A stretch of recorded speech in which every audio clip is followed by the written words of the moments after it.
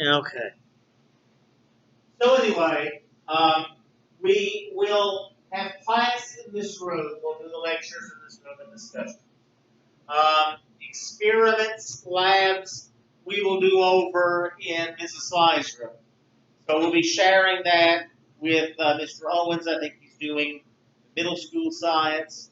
And of course, not only do the rules apply for the social distancing, masking, all that stuff, but also lab safety. You don't want anybody blowing anything up.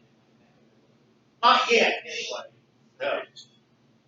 So, physical science. I left this up from my chemistry class because I talked a little bit about what science is, what it means. So I'm going to talk some about that here as well today. And syllabi for the class, I don't have them ready yet. I need to make some revisions in them. I will get them to you tomorrow, Wednesday, the latest. So anyhow, we're going to study science, and any type of thing that you study, you should understand what it means, what you're talking about. That's what I want to find. Also, this is completely unrelated to that, but it was asked about lunch. We'll be eating lunch in our classrooms today, I believe. So that means you'll go get it bring back here, and that means this would be even nicer if I had a garbage can. I'll figure that out. Anyhow, so when you eat your lunch here, that'll be fine. Have kind of free time during that period while maintaining this. Okay, so science, the word science comes from the Latin scientia, which just means knowledge, from scire, to know. And in one sense, that's what it is. But there's all kinds of different knowledge.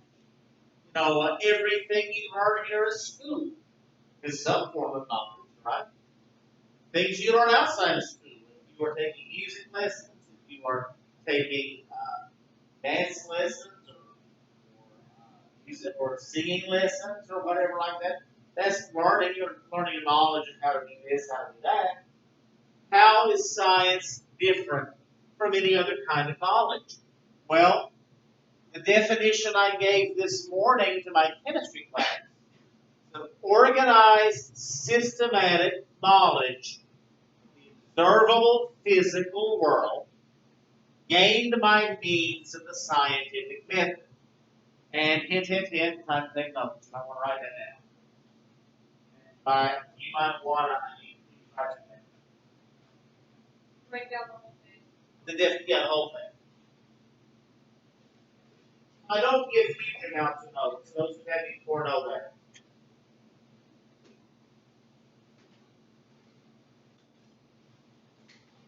I mean, I might give you one of those and say, I might have you come in with this. Everybody else. Just kidding. Like your shoes.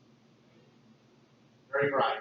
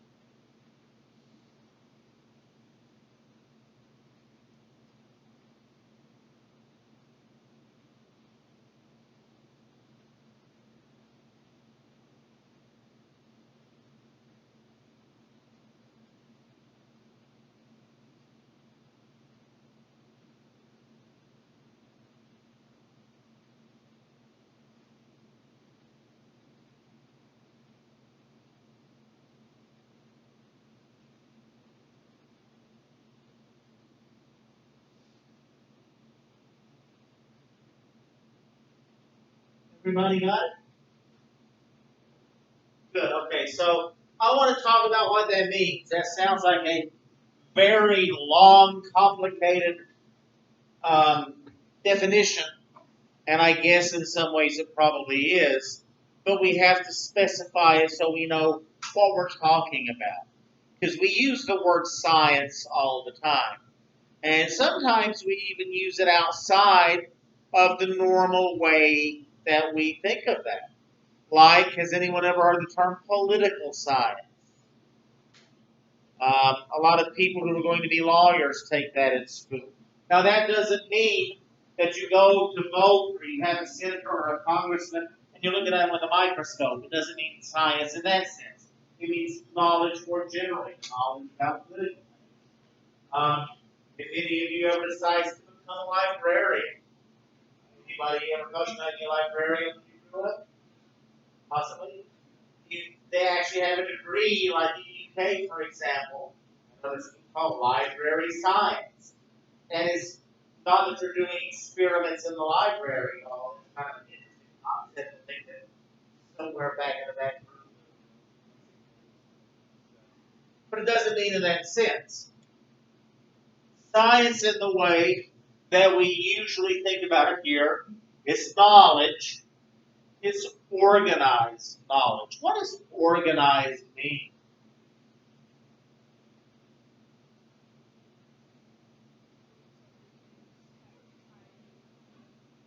Kind of orderly. Orderly, yes. It's in a particular order.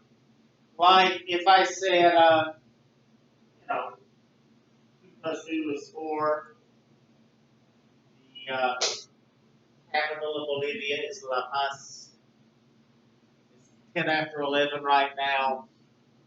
Colors of the American flag are red, white, and blue. That's all knowledge. But that wasn't very organized at all, was it? I was just spouting out random stuff out of clear blue. Science is very organized. You start from certain basic things. You start with very simple facts, pieces of information, and you build up from there. So science is very highly organized. And if it weren't organized, we need to do anything. Systematic is similar to organized. It means that it goes in a certain order. Like you have to understand things about atoms before you can understand things about chemicals. You need to understand things like force, mass, before you can understand physics. You always start from certain things in a certain particular approach. You go in a certain direction to understand something.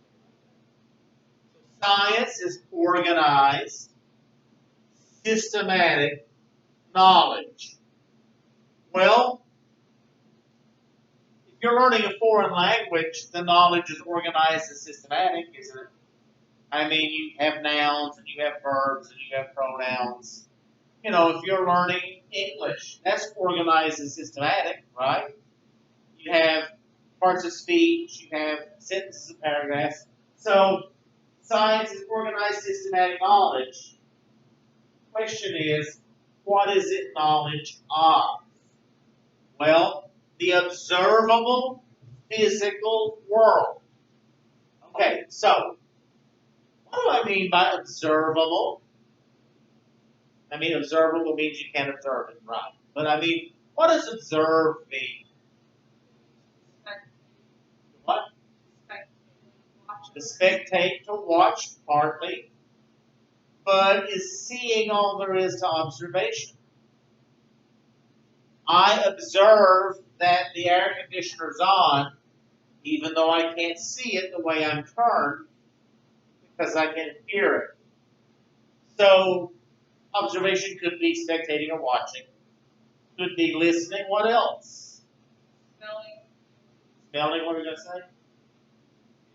Feeling. Tasting. Now, that's the one we would use least often. In the 1700s and 1800s, some of the scientists then who were dealing with what later came to be called chemistry, they would make a new chemical, they would often taste it. Really, really, really bad idea. Violates all your safety rules, health protocols. Some of them have fairly short lives. So that's not something we would be likely to do. Smell would be more likely. For example, one experiment that I hope to do later along, and I'm going to do it for my chemistry class, we may do it for us too. You produce iron sulfide. The way you do that is you heat iron and sulfur in a test tube, mix it in water, the test tube breaks, and you get the sulfide out. And the process of making it smells the room up like rotten eggs, basically. So that certainly involves your sense of smell. But we're not going to do the sense of taste. That would not be a good idea. So the senses, but I want to add to that a little bit. Can you see bacteria?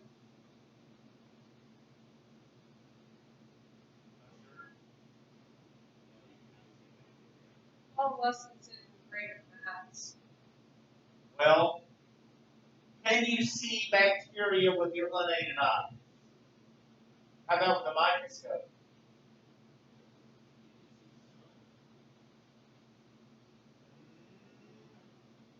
There is one type of microbe that is so big that I think if you were very keen-sighted, you might see it with unaided eyes.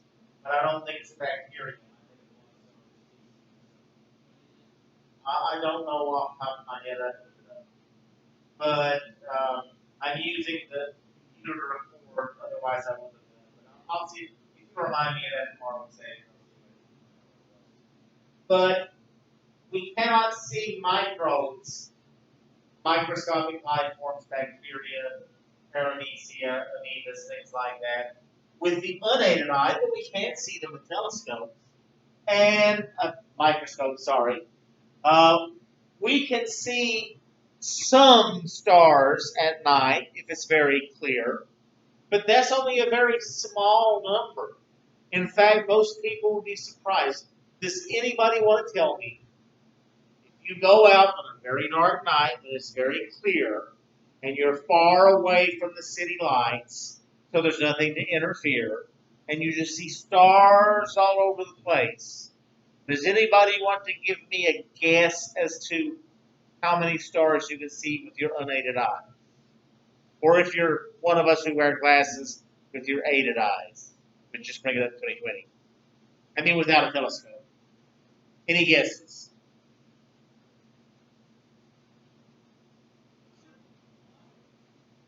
You didn't hear the question? If you go out on a very clear, dark night when you're far away from the city lights and there's stars all over the sky, how many stars would you guess that you see looking up without a telescope? Anybody want to give me just a guess? What you think, maybe? Be limited to the landscape, but maybe Over 1,000? Any other guesses? Million? Any other? 700? Anybody else?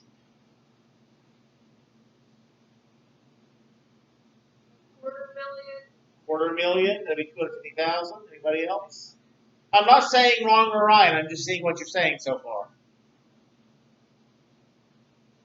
Any guesses, Brittany? Kate? Any guesses? Elizabeth? Infinite? I can tell you that has to be wrong, and there's a very simple reason to prove it. You know why you can't see an infinite number of stars at night? If they were infinite, every part of the sky would be taken up. Every point you looked at would have a star in it. It would be as bright as day, wouldn't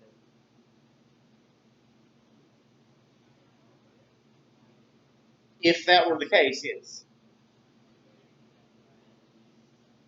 At least 7. Okay. Brittany was actually the closest.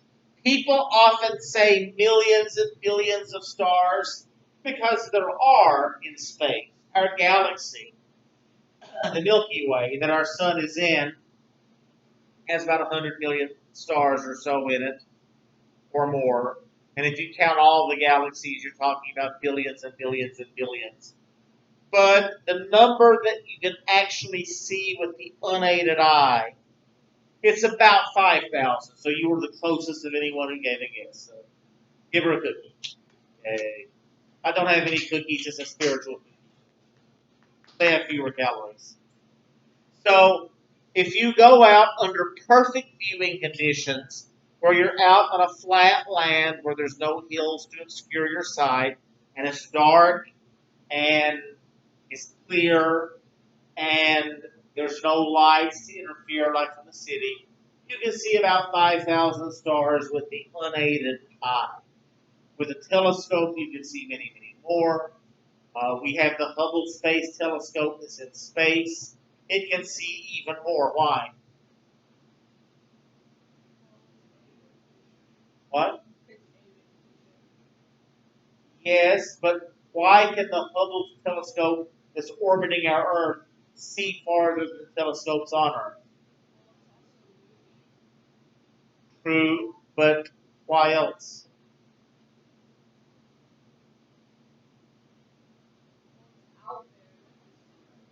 It's outside of our atmosphere. Earth's atmosphere, the air, is going, even though the air is clear, I mean, the air is transparent, but still a star that's very, very, very far away, and maybe just tiny, tiny amounts of light are getting to us, even though our Earth's atmosphere is clear, there's still clouds and there's still things that block it. So our atmosphere, it would be kind of like your glasses being fogged up, only that's more noticeable. The Hubble Space Telescope is outside our atmosphere. It's in a vacuum of space. So there's less to interfere with the light. So everything else being equal, it can see much farther than earthly telescopes. So anyway, observation, those things that extend our senses, like telescopes, microscopes, our sense of hearing can be extended. There are special microphones that can pick up sounds that are too high or too low for us to hear. Can you think of any examples of sounds that are too high for us to hear? What's that? Dog whistles. Dogs hear in higher frequencies than we do. The dog whistle is too high for us to hear, but the dog hears it. Yes, ma'am. Echolocation, which is used by bats. They squeak at a very high frequency, and the way it echoes back, they get to find their direction. What other animal does more or less that? Dolphins and most whales. And you've heard the sounds that dolphins and whales make. You've heard that, I'm sure, on TV or whatever. Well, actually, you haven't heard it, because what they do is they record that, slow it down. When you slow down something, what happens to its tone? It gets deeper. You speed something up, it gets higher. You slow something down, it gets deeper. So when you hear these sounds they play on TV shows or things, they're not the sounds that dolphins or whales actually make. They're the sounds they make slowed down where the frequency drops slow enough that we can hear it. Now they can make sounds that we're able to hear too, but they normally communicate at very high frequencies because high frequencies travel better underwater, which is where they are. And what's fascinating, there are some species of whales. When most animals make noises, like a dog barks, or a cat meows, or wolf howls, or whatever, that's not real communication. It's just a very simple form of communication. Like a cat might hiss if it's angry, right? Or meow if it wants your attention. A dog howls to get the attention of a dog somewhere else, or it yips if it's in pain, or barks to get attention, or whatever. Very simple. The sounds might be danger, right? Happy like furry cats. They have actually discovered that some species of whales use a certain sequence of sounds to, to communicate, not just to locate, to communicate with them. And they use specific groups of sounds to speak to specific individuals. What do you call a specific set of sounds that refers to a specific individual? Here, a name. If I say Alex, A-O-X, that's a sequence of sounds, but I use it to mean you. If I say Liz, Beth, that's a sequence of sounds, which refers to you uniquely, right? That's fascinating that some whales do that. It's not just squeak to mean danger or squawk to mean food. They seem to actually give each other names, which is fascinating because that indicates a very, very high level of intelligence, very close to our own, quite possibly. But we only realize this in modern times, where we have speakers that can pick up their sounds and slow them down to where we can hear them. So, can anybody think of any place in nature where sounds that are too low for us occur? I can think of three examples. Yes, sir. Caves. Well, kinda. I wouldn't say caves themselves. You can see them in caves. Sometimes when earthquakes happen, the vibrations are too low for us to detect, but machines can detect them. What do you call a machine that picks up the vibrations of the earth? Does anyone know? We'll probably hit that in the book later. Have you heard the terminalism if you're making it interesting? Starts with an S. Seismograph. Very good. And some of these transmit all the way through the earth. People sometimes ask, how do we know that the middle of the earth is liquid? No one's been there. No one has built a drill machine and drilled down there. How do we know the earth is made of molten metal? Well, if you had empty glass and you took a spoon and struck it, it would sort of go ding, right? If I filled that glass with water, it would be more like doom. It would sound different, right? See what I'm saying? Vibrations travel through water or liquid differently than they do through solids. Have you ever dived under the surface of a pool? Everything sounds weird, right? So we can measure the vibrations using seismographs that come through the earth. If there was an earthquake, say in China, which is on the other side of Earth from us, vibrations come straight through the earth. Well, the vibrations coming through the earth, all the way from one side to the other, are not the kind of vibrations you would get if the earth were just totally solid. They're the vibrations you get if there was a liquid form. That's how we can tell. So sometimes observations are not direct, but you can still make that observation. Like if I had a box that was sealed shut, and another box that was sealed shut, and one was filled with sand, and one had a rock in it, you shake it, you might be able to tell that sounds like something sandy, right? Push the rock, and it will clatter, clatter, clatter. Even though you can't directly observe it, you can tell from things coming from it. You see what I mean? Does that make sense? Kind of, sort of? So same thing there.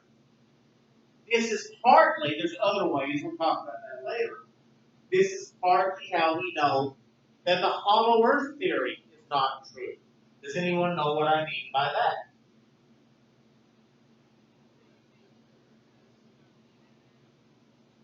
Or that's hollow?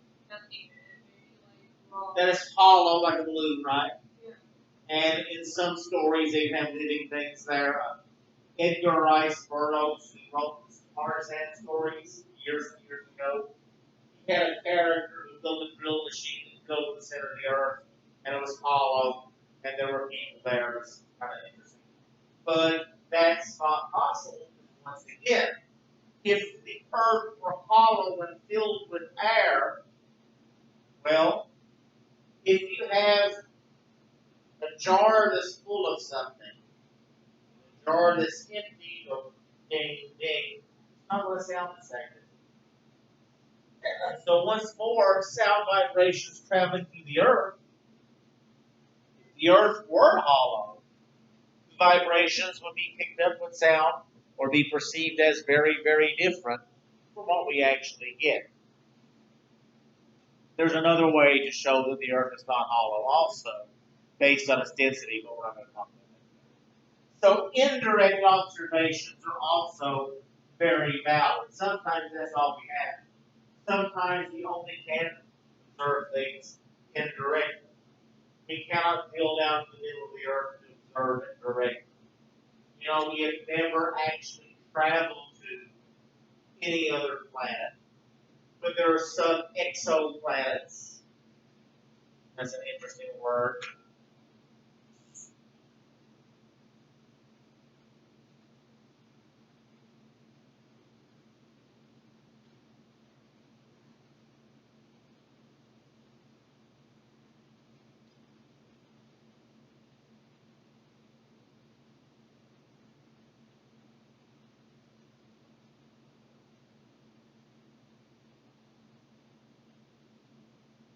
Exoplanet means a planet that goes around some star besides our own. And I think the first exoplanets that they were able to prove, I think it was like the late 80s or early 90s. And every year they discover more. They discovered several hundred. How do you suppose they find them? Do you suppose they get a telescope and you see a star, and see little planets around it? Do you think that's what happens? What happens is this. Here's the sun. It's glowing, right? Sending light, right? What do you suppose we're going to see when a planet passes around it from our perspective? It's going to make the light go down and then come back when it passes by, right? Also, the gravity of the other planets can affect the gravity of the sun. It wobbles a little bit. And I think with the Hubble telescope and some of the others, I think they can actually get a small amount of light.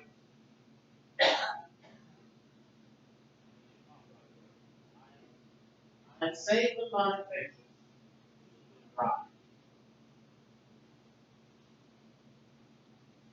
He said right before collapsing.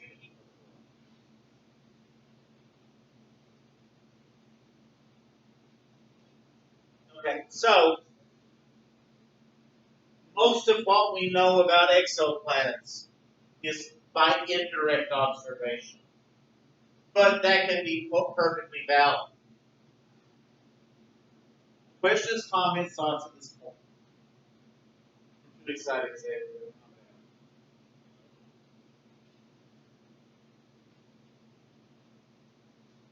Drift off, you won't see it. About exoplanets. So science is organized, systematic knowledge of the observable physical world. Physical means that it's made of matter and energy and detectable by the senses. What is matter? Or does it matter? That was a dad joke. That was a science dad joke that's even worse. What is matter? Physical object we can touch and feel. That's good. That's a good place to start. That's good. Let's refine it more. The way they usually say it in science classes is matter is something that, and which has, It has volume. Okay, it has volume. That wasn't what I was going for. It takes up space, which just means it has volume. Yes. So, yes, sir. Matter occurs in three major forms: solid, liquid, and gas. And a fourth form called plasma, which is usually only on the sun or at the center of atomic bombs. Plasma screen TVs, I think there are very. Oh, no, wait. Plasma in your blood. Plasma means something different there. Plasma with your blood means the liquid part. It does not. Plasma as a state of matter is about 5,000 degrees. If you had that in your body, you'd be zapped to gas. You'd be dead. Right, your body would incinerate, yes. So plasma like in your blood and plasma like a state of matter mean two way different things. Blood plasma means the liquid after you get rid of all the cells. And what are the three major types of cells in your blood? White, which does what?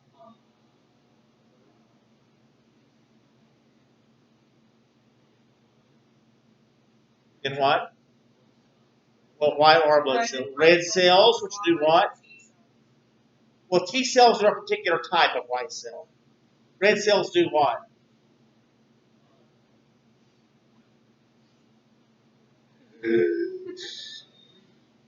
Carry oxygen. What else? No. Unless you're a Vulcan, maybe. Vulcan's blood's green, not blue, actually. Which actually would be possible. There are some animals on Earth, like some types of octopus. The red in our blood is, hold that thought, made from hemoglobin. Hemoglobin is based on iron. The hemoglobin in your red cells carries oxygen. And when it picks up oxygen, it turns bright red. Now, some animals do not use iron in their blood, they use copper. Hemocyanin is what they call it. And when copper based chemicals pick up oxygen, instead of turning bright red, they turn bright green. So you could, in theory, have aliens on some other planet that literally had green blood. That would be possible. Because we have animals on Earth that actually have green blood. Yes.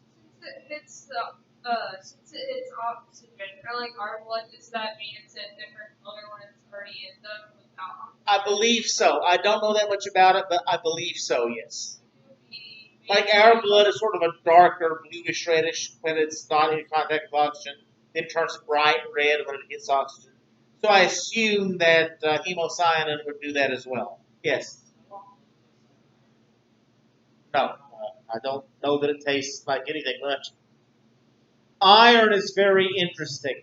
Iron is very toxic. And iron occurs in your hemoglobin in your blood cells. You need some iron. If you don't have enough iron, you have anemia, and you have to take iron supplements. But if you took too much iron, you could actually be ill, and iron in its straight form directly in your blood would actually be poisonous to you. It's fascinating that almost everything about life is like a tightrope, a balance. Too much to the left, you fall off and you're dead. Too much to the right, you fall off and you're dead. You actually, if you drank too much water at once, you could die from water. If you drank too much too fast, and I'm talking about gallons. There was a DJ several years ago. They had a contest. No wee for a wee is what they called it. The contest was drink the most water without going to the bathroom, and whoever could do the most would win a wee. And some woman, she drank several gallons of water at once and did not go to pee, and she died because, as you'll learn later, you have something called osmosis. Did any of you learn that word osmosis in the science class at some point? Well, I hope none of you have ever actually done this because it's a cruel thing to do. But if you put salt on a slug, what happens to it? Because when you have a membrane with a heavy salted solution and an unsalted solution, the water is sucked through to the saltier area. The liquids inside a slug are salty, most living things are, But if you salt it, it's much saltier, the water pools out, right? So, the opposite is true also. If something was saltier, to suck the water in, right? So, unsalted water, if you drank too much all at once, it's going to go into your blood cells. Your blood cells are saltier. It's going to suck the water up. It's going to start exploding your cells, which is called cytolysis, which is bad because it can kill you. This is why an IV drip is saline solution, not pure water. They put the same amount of salt in it, so it's what they call isotonic. It's the same saltiness as the blood in your body. If they put fresh water straight into your veins, it can kill you. Yes, sir.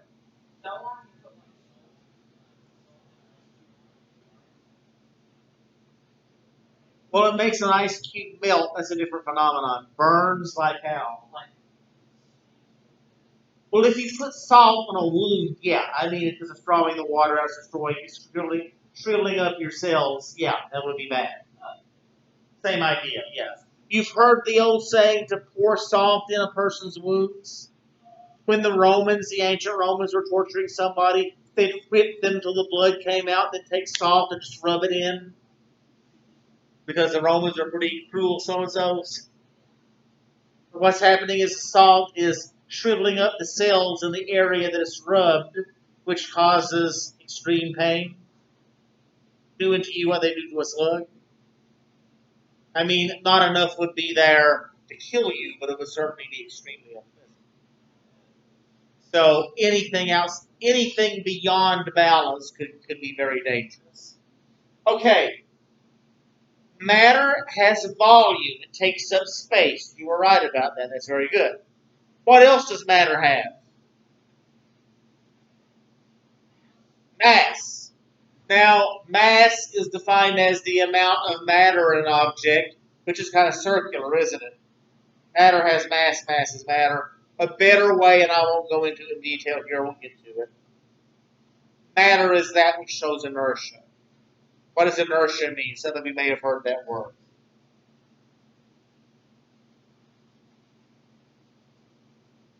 If you're pushing a heavy object, it resists at first, right? Have to really get into it, right? Inertia means an object that's in motion wants to resist changing its state. If it's standing still, it doesn't want to start moving. If it's moving already, it doesn't want to stop. An object in motion stays in motion. An object at rest stays at rest unless an outside force works on it. So matter shows inertia. So physical means made of matter and energy and detectable by the senses. Okay. Is everything that's important detectable by the senses or made of matter and energy? God is spirit. Angels are spirits. They're not made of matter and energy, but they're real. They can't be observed directly under most conditions. I mean, in the Bible, sometimes angels pop up. What's the first thing they always say? Fear not. So they must not be as cute and pretty as they always draw in the greeting cards, right? Jesus is shocked of having something pop up. Also, if you read the first chapter of the book of Ezekiel, he describes the angels as having 4 wings, being as bright as shining bronze, each one having 4 heads, the head of an eagle, the head of an ox, the head of a lion, the head of a human, and wheels covered with eyes circling them, and eyes all over their body, a spouting flame. I think if I saw that, I would not say, an angel. I think I would say, ah! Which is why they have to say, fear not. So, yeah. Google the meme biblically accurate angels, and it shows pictures like that. Isaiah, in 7th chapter of Isaiah, he sees the throne of God, he sees the seraphim. They have 6 wings. 1 wing covers their feet, 1 set of wings covers their eyes. 1 is flying. They're spouting flame and they have eyes over the place. So another example of angels that you might be just a bit apprehensive about if you saw one. In fact, Isaiah's first words out of his mouth are not angels. He says, "Woe is me, I am undone, for I am a sinful man living among sinful people." Like, boy, I'm in trouble now. So, okay. But unless you have a vision like that, and I don't think anybody here has had visions of seraphim lately, have you? Not for a while. I know you see them every weekend, but uh, so they're not made of matter or observable by the senses, but they're real. I assume you all have minds. I think I'm right in that assumption.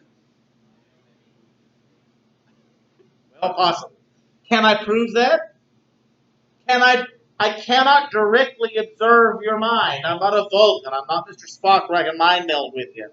I can see your reactions. But maybe you're just a Jacob bot programmed to seem to have emotional reactions or whatever. Or an Alex bot or a Brittany bot or something. Brittany's down with that. Of course, that'd be absurd. But the point is, our minds, I can't see your mind. I cannot directly observe your minds. You cannot directly observe my mind. And yet, even though I can't detect it by the senses, your minds are quite real, aren't they? So, not everything that is important can be detected by the senses.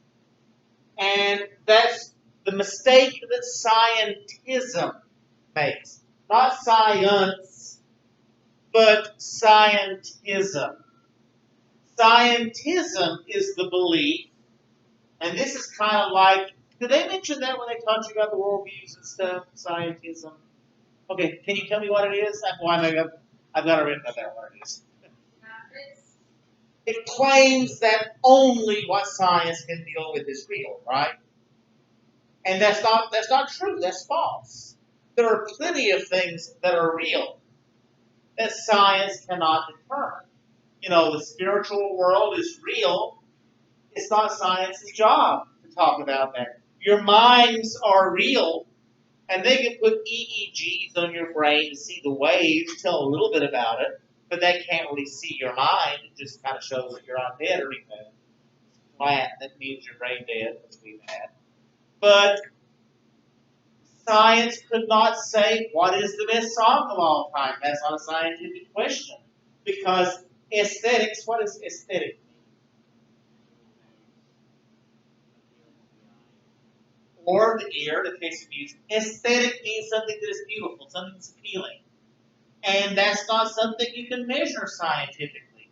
I mean, my daughter and my wife both watch Mojo all the time. Their top 10 list. Anybody ever watch that? On YouTube, you know what I'm talking about? And they have top 10 this, top 10 that. Well, that's somebody's opinion, though, isn't it? I mean, you cannot say the Beatles are the greatest band of all time. They are, but you can't say that. I mean, you can't really. I could take weights and say this is 10 kilograms, this is the biggest one, and this is 8 kilograms, 7 kilograms, 5 kilograms, 2 kilograms. You can't do that with art. You can't say one of the best novels. What you can say is one of the novels I like the best. What are the songs I like the best? And some people can agree. Like if somebody made a song and the whole thing was in breaking glass and shrieking, probably most people would not like that, although probably somebody out there would say, man, this is so righteous. But you know, most people, I have heard some crazy stuff that people liked that sounded to me like somebody was strangling a raccoon to death. But they What's that? Yeah, so no matter what it is, it's somebody's chicken somewhere. So, but that's something you can't do scientifically. That doesn't mean that it's meaningless to say that this is a great piece of music. To say, for example, that Beethoven's Ninth Symphony is a great piece of music. I think it really is. but there's no scientific way I can do that. And that's okay, because science is a tool. And if you give a little kid a hammer, for example, all of a sudden everything looks like a nail. Ooh, a nail, bam. Ooh, a screw, bam. Ooh, a computer, bam. Ooh, the cat, bam. You know, want to hit everything with it, right? And that's what scientism is. Science is a useful, powerful tool. We have learned so much about the world, and it's influenced every aspect of our lives. Air conditioners, computers like this one that's filming me right now, your cell phones, the clothes you wear, most of them are a polyester blend. Polyester was not available in the 20th century, less than 100 years ago. Glasses. You know, if we had lived several hundred years ago, we would just have to go around like, you know. So much we have in our lives that is possible because of science, and it's wonderful and fantastic. But a hammer is wonderful and fantastic if you're using it for what you're supposed to use it for. Now, if you're trying to drive a screw with a hammer, it's not going to work too well. If you're trying to clamp something with a hammer, it's not going to work too well. So, if you're using science for something it's not designed for, that is where you're screwing up. And scientism is false. Science is true, but it's a tool. Means of scientific method. So, science is organized, systematic knowledge of observable physical world gained by means of the scientific method. At that point, what time does lunch start? Are we close to it? Sorry, what? Where they've changed the bells that screws me up. Let me.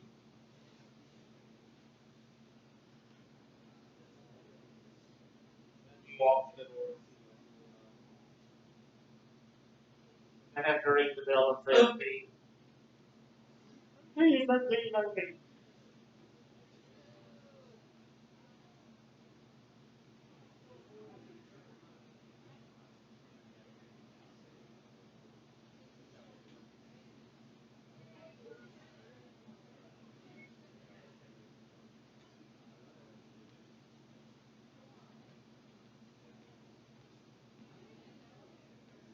Okay, so back to the topic for a second.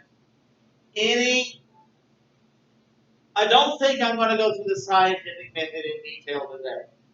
Just a couple quick things. Can anybody throw me out a couple steps of it? We'll talk about it in detail tomorrow. Hypothesis, which is time. What time does lunch happen? Oh, so 10 minutes ago? That's okay. So do they go down and get their food and bring it back up? How are we going to do this? Okay. So mass. When does it end? When does lunch end? Their next class starts at 12:30. 12:30. Mass. Get your food. Fetch food. Fetch food. And then take your temperatures on your way out the door. Does everybody have a good day? Do anything? Sorry, Mr. Kraft. Oh, no bother at all. No bother.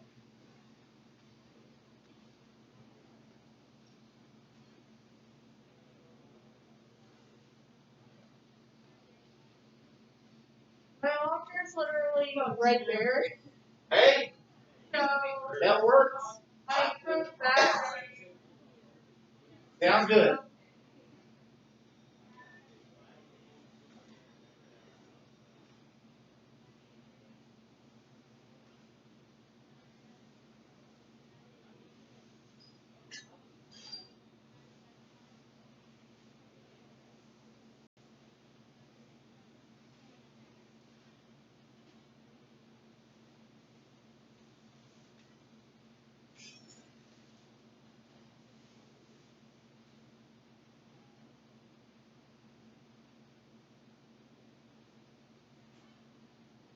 Things seem to be going pretty smoothly for all the classes so far.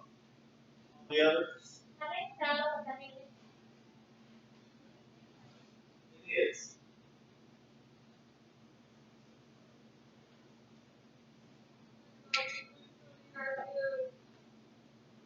that note, I need to stop the video.